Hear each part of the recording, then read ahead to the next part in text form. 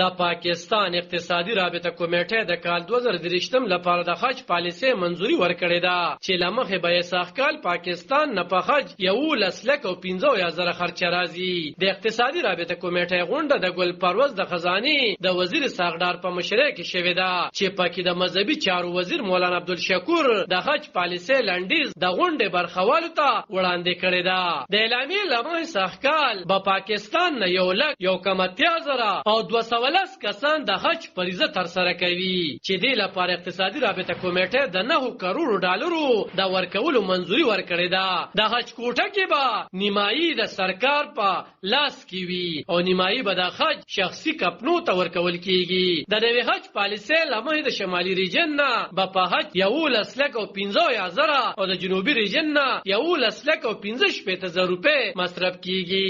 پروس کال د پاکستان د 1,000 او 210 کسانو د حج فریضه ترسره کړې و چې هغه کې د شمالي ریجن نه حج کوونکو باندې لګښ 8,00,000 او 280 روپۍ او د جنوبي اضلاع 8,91,000 او 210 روپۍ خرچه راغلې و.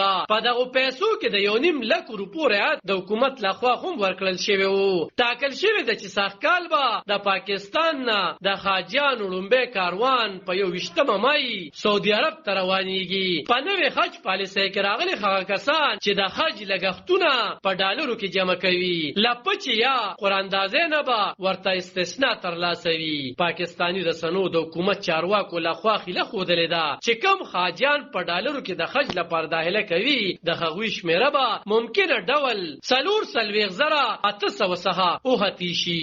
حکومت د حج د سرکاري کوټې 15% برخه په ډالرو کې داخله کوونکو ته ځانګړې کړې ده چې لامل یې پاکستان کې د ډالرو کمی او لدی لاري ډالر راټولول خودل شوی دي. سخت کال پاکستان کې د ډالرو زیات کمی رامنځته شوی چې لدی عمل حکومت د خپل برخه د حج کوټې زیاته برخه شخصي ټول اپریټرانو ته ورکوي. علب خان شرپو دلبر نیوز 400 دا پاکستان